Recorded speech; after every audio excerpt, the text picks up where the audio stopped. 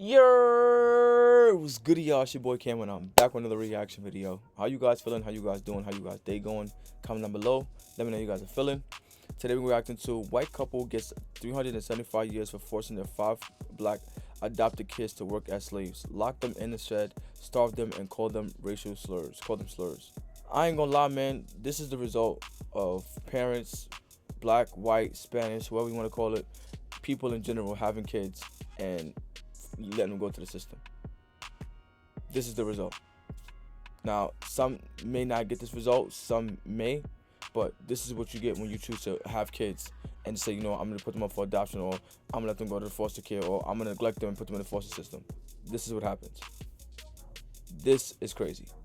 Before we get into this video, if you're new to the channel, be sure to subscribe, hit the like button, turn on post notifications so you're notified every time I post a new video. Also, if you guys have any videos like react to social media sites in the description below, feel free to send them in and react to them.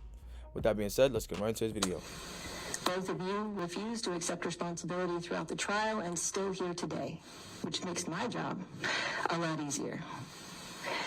And instead of apologizing today, because you never have said you're sorry, but what you did do was put on one of the most reprehensible, narcissistic defenses that I have ever seen in my years of trial work.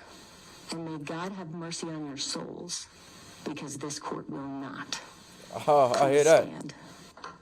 Blistering words from Judge Mary Claire Akers as Jeannie Whitefeather and Donald Lance were sentenced to decades in prison today, answering to their historic convictions last month of human trafficking and forced labor. Now, this was a case that stemmed from the October 2023 discovery of 2 teens locked in a shed in Sissonville and revealed years of abuse and neglect of 4 of their adopted black children.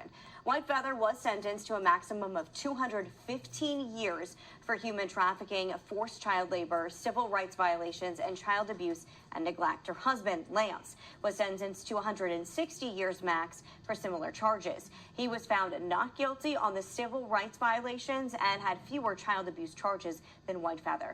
This was the first time. I ain't gonna lie, like y'all don't do home checks when parents start, when these foster parents start taking multiple kids at a time. The first one, make sure the second one can stay there. Second one, make sure the third one can stay there. Y'all be checking that? State history that human trafficking charges were ever brought on the state level. Prosecutors were able to prove to a jury that Whitefeather and Lance brought 5 adopted black children to Sissonville in May of 2023 from Washington State, made them do manual labor, and neglected and abused them with physical punishment and a lack of basic necessities. This all while receiving adoption. I ain't gonna lie, they look like they did that shit. You could say, even if you just say they did that, they look like they did that shit. I ain't gonna sit up and cap to y'all. You feel what I'm saying? Look at her hair, and look at him. They look like they did that shit. I tell you. Children in these Kanawha County prosecutor of basic necessities. This all while receiving adoption payments from the state of, made them do manual labor and neglected and abused them with physical punishment and a lack of basic necessities. This all while receiving adoption payments from the state of Minnesota. Kanawha County prosecutors holding a press conference this afternoon after securing the max sentence they were seeking. I am so grateful for the opportunity to work with the children in this case. They are so wonderful, so smart, so funny. They are going to do amazing things in this world, and I'm so grateful to be a part of getting some semblance of justice for them. Shout out to her, man. Whitefeather and Lance have also shout out to anybody in her position, any court or person. I don't be knowing they titles and shit, but shout out to the people, to the attorneys and stuff that be vouching for the kids, that be trying to get justice for the kids. Shout out to y'all. $280,000 each in restitution to the children. Hold on. And when judge for them after Whitefeather and Lance have also been ordered to pay $280,000 each in restitution to the children. Word. And when Judge Mary Claire Akers handed down the sentence, it came with scathing remarks as she blasted Whitefeather and Lance for their treatment of the children and their inability to take responsibility. Yes, and Anna Saunders, she joins us live now. And Anna, I mean, you were in that courtroom. What was it like when she handed down that sentence? Well, Peyton, Gina, scathing is the right word for it. And it wasn't just Judge Akers who made her feelings known. The children victims in this case were there and faced Whitefeather and Lance Once again, the oldest teen girl looked at White Feather and said, "I want you to know that you are a monster." The oldest teen girl. Yo, listen, fam. I ain't gonna lie. The court system, cops, lawyers, judges, attorneys, you name them. I ain't gonna lie. Maybe it's me having self-control issues. But like, it's hard for somebody to come sit in my face and be like, yo, this person did some walk shit and they here to get sentenced. You give me a mallet and a cape, I'm wilding in the spot. I ain't gonna sit up and cap to y'all. I ain't even gonna sit up and cap. Who said they did what? Let me see this shit. Evidence? Oh yeah. 995,000 years. You understand what I'm saying? Wilding in the court. You are this, that, this, and the third. You deserve this, that, this, and the third. Yo, bro, like, this shit is crazy, son. This shit is crazy, bro. The self-control of these people is top tier. Because me, I would have lost it. I'm not going to step there and lie to y'all. You brought these children to West Virginia, a place that I know is almost heaven, and you put them in hell. This court will now put you in yours. And I didn't even know, honestly, that adoptive parents was allowed to take kids from one place and move to another. I did not know that. And may God have mercy on your souls, because this court will not. Hell yeah. Please stand. After presiding over 3 weeks of their trial, Judge Mary Claire Akers did not hold back when she had her chance to address Jeannie Whitefeather and Donald Lance before handing down the maximum sentence possible on all of their 31 counts.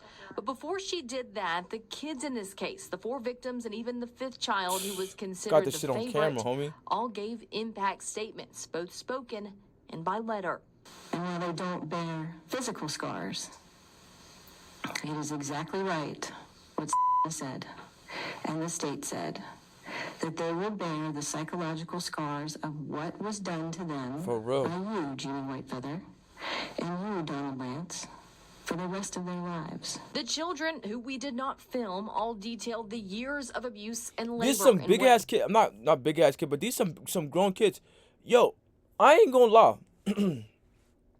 And I really wonder if they were siblings. I really wonder.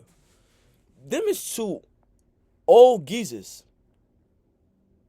You understand what I'm saying? And I don't know where it said DC, but my thing is, you can't put me in no house like that with my siblings and think that we're gonna let you do that.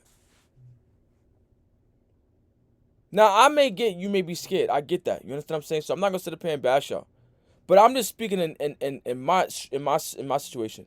Me and my siblings is not gonna sit in this house and get picked on like that. But these old people.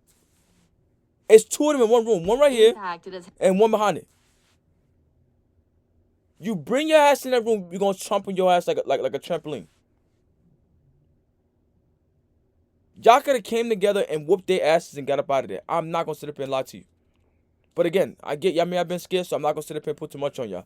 But that's definitely what me and my siblings would have got done. Today, both and I don't know if y'all siblings or not, but emotionally, the oldest teen girl even asked the judge if Whitefeather and Lance could be forced to stand with their hands on their heads throughout the hearing, similar to how Whitefeather and Lance would have the kids stand all day when they lived in Sissonville. The judge denied that request, noting the irony that it would be considered cruel and unusual for her to ask the defendants to do that in court, even though it was done to the kids in their home. Judge Akers instead opted to keep the pictures of them up as they spoke. They all said today that they're still afraid of what will happen to them if they upset someone. The kids all talked about how their lives are better now, but they will never be the same. At one point, the teen girl looked at Whitefeather and said, "You are the actual definition of a monster." She looked like a monster. And said that they were not just physically abused, but full out tortured. When given the chance to address the court, typically a time for apologies, Lance only said that he loved the children. Whitefeather said that she'd made mistakes, but never did anything to intentionally hurt them. Them is some scary movie looking ass people. I'm not gonna sit up here and lie to y'all. Some real on scary movie looking ass people. And me even sitting looking at them like that, it's kind of creeping me out. I'm not gonna lie. Today, they look scary as shit, both of them. You never have said you're sorry. Even though, Miss Whitefeather, you say you made some mistakes. Mistakes I'm my not ass. sorry for them. And Mr. Lance, I didn't hear you apologize either. when you had the opportunity. But what you did do was put on one of the most reprehensible, narcissistic defenses that I have ever seen in my years of trial work. Defense attorney Mark Plants, who represents White Feather, said throughout the trial and even now she still denies any criminal responsibility. My client's side of the story hasn't changed. It really has been that they did the best. Then you got these goofballs. These goofballs. I don't understand. Me, I can't do that. It's no way I'm doing that. It's no way I'm doing that. There's no way I'm about to sit up in the courtroom and stand and defend somebody that mistreated some children, robbed someplace, killed somebody. Oh yeah, my client was not feeling well. Are you? You did what? Yo, lock his ass up. You think I'm about to sit up here? You think you're gonna pay me to defend you? You give me $1 million, I promise I ain't stand up in the court lot for you. You understand me? There's no way in hell I'm gonna do that. It's no way. You got two old elderly people mistreating and abusing kids. Whether it be teenagers, young adults, children, whatever the case. They were tortured. Oh, well, my clients, they stick to their story. Story my ass. They got that shit on video. Circumstances, and they didn't intentionally harm anybody. So I don't gotta do this surprised shit. that they spoke their hearts, even though a lot of people disagree with it. That's their story, and that's what they told. The children also thanked everyone who got them out of their situation. The neighbors, the deputies, the prosecutors. Shout out to all y'all for helping. Word. Judge Akers, in her remarks, also commending the Sissonville neighbors who repeatedly reported White Feather and Lance in Sissonville for months before their arrests. She called that the one good thing in this case. But the good in this is the people that took action here in the state of West Virginia. Shout out to y'all, man. Word. Is it now these children? Because God knows how far this shit could have went. And not your children.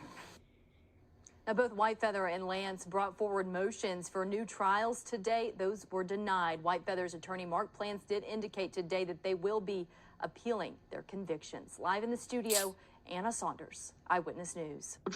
Lance and White Feather kept motion-activated Arlo cameras on the children, one in the shed on the 14-year-old boy and 16-year-old girl, and one in a room upstairs with no bed, only a tarp floor that stayed on the 9-year-old girl.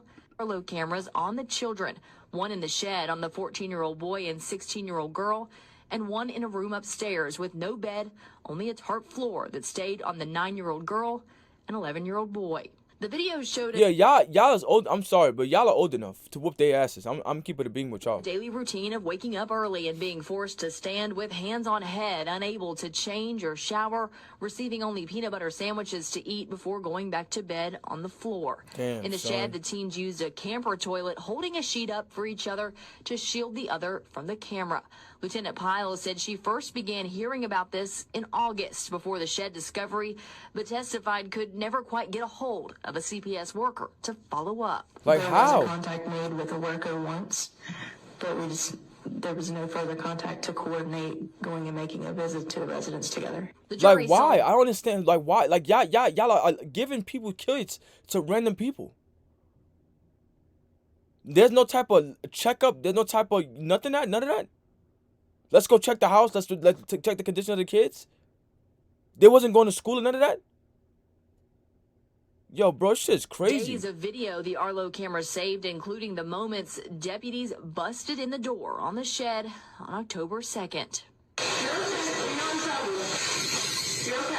The children were turned over to Child Protective Services, and when Lance and White Feather got back with two of the children that night, they were later arrested.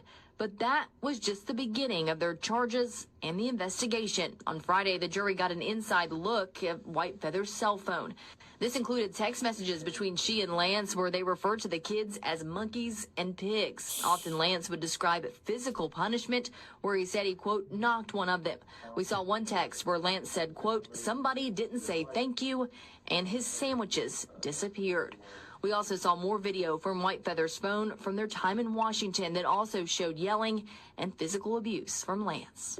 A finance expert from the West Virginia Fusion Center, Alyssa Ledbetter, also took the stand on Friday. She broke down the adoption payments White Feather and Lance received from Minnesota.